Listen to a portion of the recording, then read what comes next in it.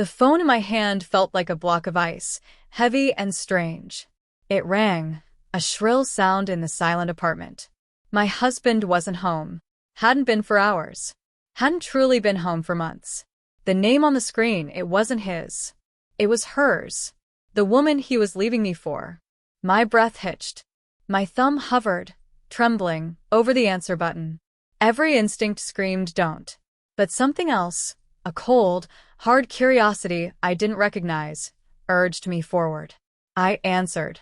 A voice, surprisingly steady, not what I expected, spoke. Let me know where you're watching from and what time it is. And if you haven't already, please subscribe. It helps me more than you know. Before the storm, there was only the hum of routine. The gentle click of the coffee maker in the morning, the shared silence over toast, the predictable rhythm of his late nights at the office and my quiet evenings alone. We built this life brick by brick, a solid, sensible structure. A good school district, a reliable car, vacations booked months in advance. He was ambitious, always reaching for the next rung. I was the foundation, the steady ground beneath his ascent. My job was fine, not glamorous, but it paid the bills, handled the health insurance, kept the household running like a well-oiled machine. His job, the one he poured his life into, was the rocket ship. He was going to the moon. I was mission control.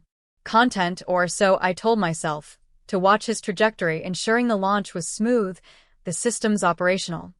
He started working later. Standard. Then the business trips became more frequent. Also standard in his industry.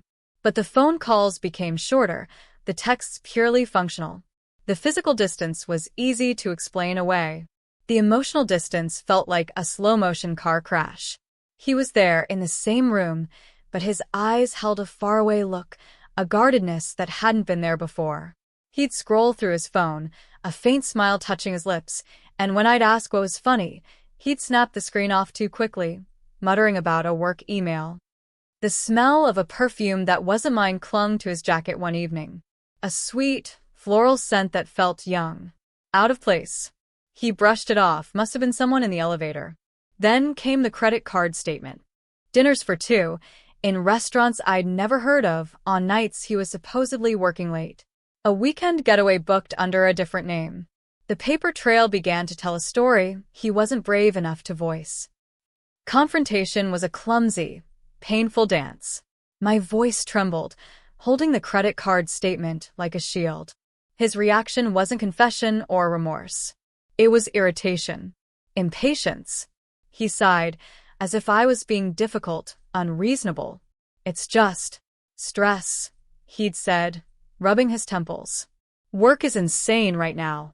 You're imagining things, gaslighting, before I even knew the word. He turned my pain into my problem, my intuition into paranoia. I walked away from that first conversation feeling like I was losing my mind, not just my marriage. He didn't deny her existence outright. He just deflected, minimized, made me feel small and hysterical. It was a masterful performance, honed by weeks, maybe months of practice. He was already living a double life, and I was just the obstacle in the way. I tried to fix it. Tried the things the magazines suggested. Date nights that felt forced and hollow. Talking. Trying to rediscover the connection that felt like it had dissolved into thin air. He went through the motions, but his eyes remained distant, impatient. He was just waiting. Waiting for something. Waiting for her, I knew, even if I couldn't admit it fully yet. He'd leave his phone face down, even in the bathroom. He'd jump if I came into the room unexpectedly. The air between us was thick with unspoken things, with lies I could smell, like that foreign perfume.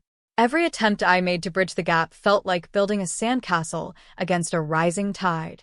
The more I tried, the faster it was washed away. He wasn't meeting me halfway, he was already halfway out the door. The rising challenges weren't just about the affair itself anymore. It was about his transformation. The man I married had been kind if a little self-absorbed. This version was cold, calculating. He started making subtle comments about my job, implying it wasn't important, not compared to his trajectory. He'd talk about future plans with a glint in his eye, plans that clearly didn't include me. He started moving money, making financial arrangements that felt deliberately opaque. He was systematically dismantling our shared life, piece by painful piece, right in front of me. He was already living his new life, and I was just a leftover detail to be managed. One evening, he was on the phone in his home office, the door slightly ajar. He thought I was out.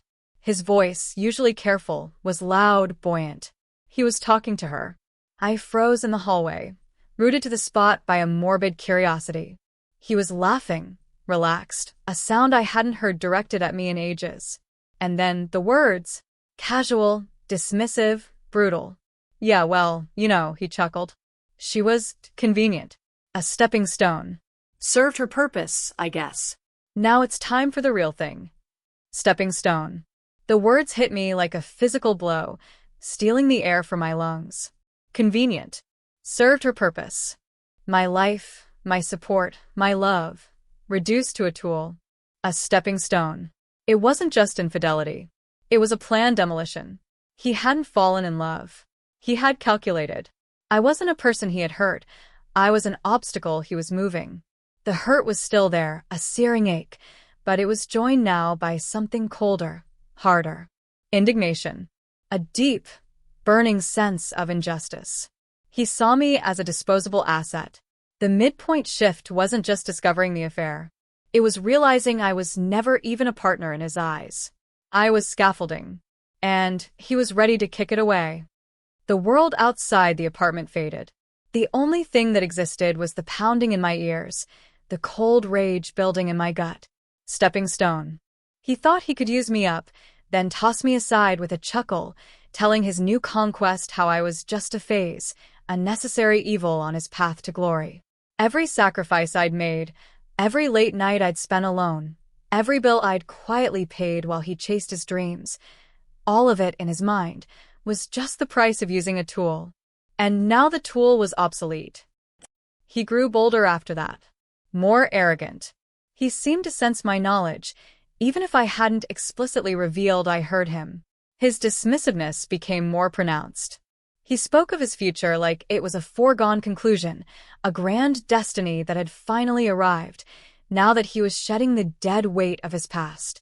He acted as if I should be grateful for the time he'd given me, for the opportunity to be his stepping stone. He started pushing for a quick, quiet divorce, offering a settlement that was laughable, insulting. He believed he held all the cards. His career was soaring. He had his young, beautiful mistress, and he assumed I was a broken, pathetic figure, easily managed and discarded. He painted a picture of me to her, I was sure, as the bitter, clingy wife holding him back. He was confident she would see him as the hero escaping a dreary life, not the man abandoning the woman who built the foundation he stood on. The deepening crisis wasn't just the loss of the marriage. It was the systematic attempt to erase my existence, to paint me as the villain or, worse, a non-entity. Everything was falling apart, and he seemed to be gaining speed and power from the destruction. All seemed lost. But I wasn't broken. Not completely. His contempt had a strange effect. It didn't crush me. It hardened me. The white-hot pain of betrayal began to cool into a sharp, focused anger. A resolve. I wouldn't be a stepping stone. I wouldn't be conveniently discarded. He saw me as passive, disposable. That was his first mistake. My silence wasn't defeat. It was observation. My quiet wasn't weakness. It was planning. The turning point was simple. I decided I wouldn't just survive. I would thrive. And if his own actions paved the way for his downfall, well, that wasn't my problem. My path forward was clear, but it didn't involve begging or pleading or trying to win him back. It involved standing up, dusting myself off, and making sure that if he stumbled, it was because the ground he stood on, the ground I had built, was no longer stable beneath him. I needed leverage. Not to keep him, but to protect myself. I started documenting everything. Financial transfers, emails, texts I hadn't seen before but found buried in old files. I paid attention to his careless talk, the details he let slip about his business dealings, his clients, the risks he was taking. He was so focused on his grand future, He didn't notice the quiet diligence of the person he considered obsolete. I learned about his vulnerabilities, the corners he cut, the people he alienated. I gathered information, not like a spy, but like someone collecting pieces of a puzzle he was too arrogant to see being assembled. He thought he was untouchable. He thought his stepping stone was inanimate. He had no idea she was taking notes. The key, I knew, wasn't to confront him directly with what I knew about his business or his plans. That felt dirty, like sinking to his level. The key was the stepping stone comment. He used it to devalue me to her. He used it to bond with her, to create a shared narrative where I was the obstacle, the past he was overcoming. He thought speaking that way about me would elevate him in her eyes, show her how ruthless and driven he was. That was his fatal miscalculation. It revealed his true character, not just as a cheating husband, but as a person who could discard and disrespect someone he had shared a life with. I didn't contact her directly. Not at first. My information gathering wasn't just about his financials. It was about his behavior patterns, his lies. I subtly, almost imperceptibly, let certain pieces of information slip into the ether, information about how he operated, how he spoke about people when they weren't around, how quickly he could turn. I didn't need to poison the well. I just needed to show her the taste of the water he was drinking. He was so busy convincing her I was the problem. He didn't realize he was exposing himself as the real issue. I trusted that eventually his own toxicity would do the work for me. Then came a phone call. The one I answered, shivering, in the silent apartment. Her voice, surprisingly steady, but with an undercurrent I couldn't quite place. Not triumphant. Not gloating. Something weary? Disgusted. "You answered," she said. A simple statement. "I did," I replied, my voice a thin thread. My heart hammered against my ribs. What was this? Was she calling to gloat? To tell me how happy they were? To rub salt in the wound he had inflicted? "He told me about you," she continued, her voice low. "Everything." My blood ran cold. Everything? Did she know about the financial stuff? About the corners he cut? Or did she mean? "He said you were just a stepping stone," she said. And there it was. The brutal phrase, spoken by the woman he said it to. My hand clenched the phone.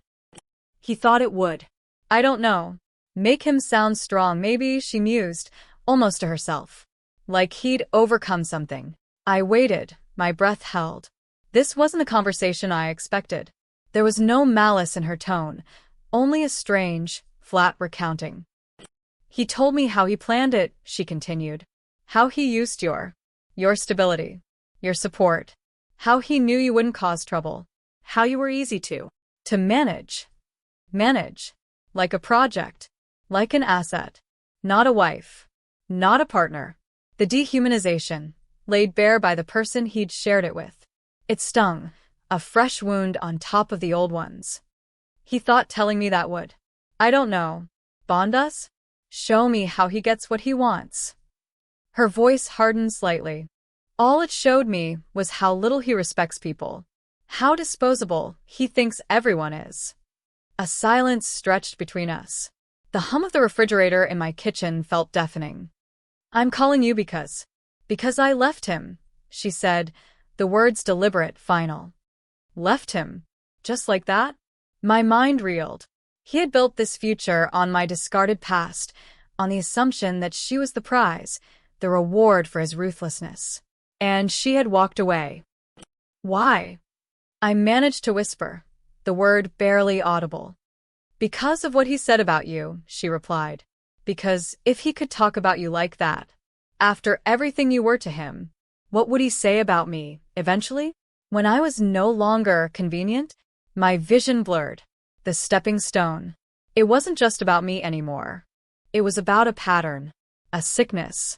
He saw people as tools, as temporary means to an end. And she saw it too. Because of me. Because of his casual cruelty about me. He thought you were passive," she said. "That you wouldn't fight. That you'd just go away." He was wrong. "I had to call you," she said, her voice regaining a strange kind of strength. "He's not taking it well." "What happened?" I asked, my heart pounding with a different kind of anticipation now. Not dread. Something else. I packed my things. I left him a note. I said I couldn't be with someone who saw people as stepping stones, and I quoted him, "What he said about you." A faint, dry chuckle escaped her lips. He called my phone repeatedly. Texted. Then he showed up at my work. She paused, taking a breath. My colleague saw him, she continued. Saw him reading the note.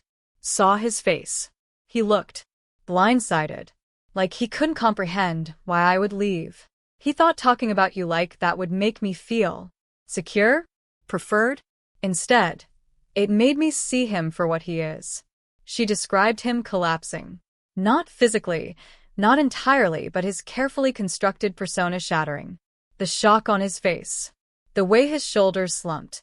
The way he stumbled over his words, trying to understand why his grand plan had backfired so spectacularly. He hadn't just lost her. He had lost her because of the very thing he thought would solidify his hold on her, his contempt for me. He had tried to build his new future on the wreckage of our past, using my dignity as ballast, and the foundation crumbled beneath him. He kept saying your name, she said, her voice flat. Like you were somehow responsible. Like you had orchestrated this. I hadn't orchestrated it. Not directly. I hadn't called her, hadn't fed her lies, hadn't manipulated her. I had simply endured. I had simply been the stepping stone he thought was insignificant. And his own words, his own arrogance, his own profound lack of empathy had turned the tide. He collapsed not because I pushed him, but because he stood on a foundation of lies and called it solid ground. He thought I was a tool, passive and inert.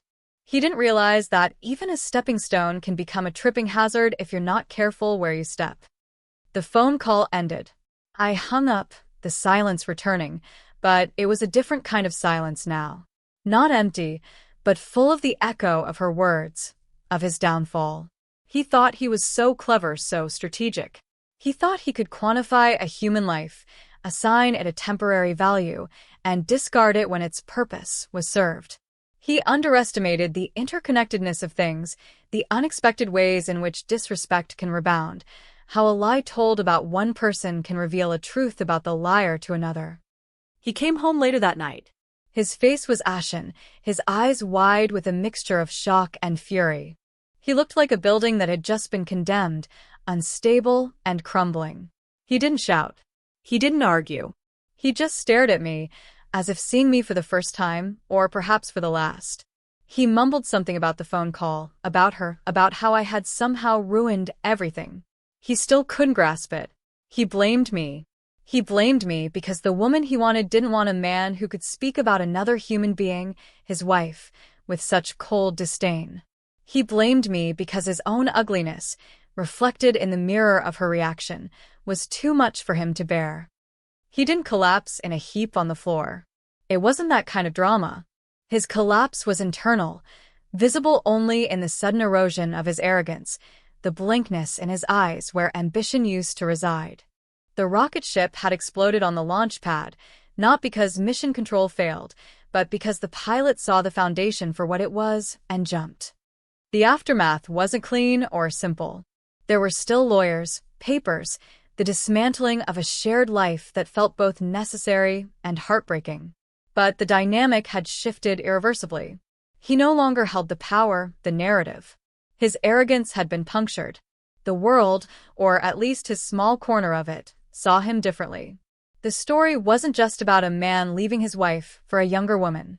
It was about a man who revealed the darkness in his soul and lost everything because of it. I wasn't whole again. The wounds were deep. The scars would remain. But I wasn't just a stepping stone. I was the ground that held firm while he built his shaky tower of lies. I was the quiet presence whose dignity, when violated by his words, became the very thing that brought his new world crashing down. The victory wasn't in his pain, though there was a cold satisfaction in seeing the architect of my pain feel his own. The victory was in knowing I hadn't been erased. I hadn't been reduced to a footnote. My story, my worth, wasn't determined by his narrative. It was my own. Moving forward is slow work. Rebuilding takes longer than tearing down. But the air feels cleaner now. Lighter. There's a quiet strength in knowing I weathered the storm, that I stood my ground even when I felt like I was drowning. He thought he was walking on me to reach higher ground. He didn't realize he was just showing everyone who he really was. And that, in the end, was enough. If this story hit close to home, I'd love to hear your version. Drop a comment with where you're listening from and what time it is. Thanks for being here. Subscribing helps bring more of these to life.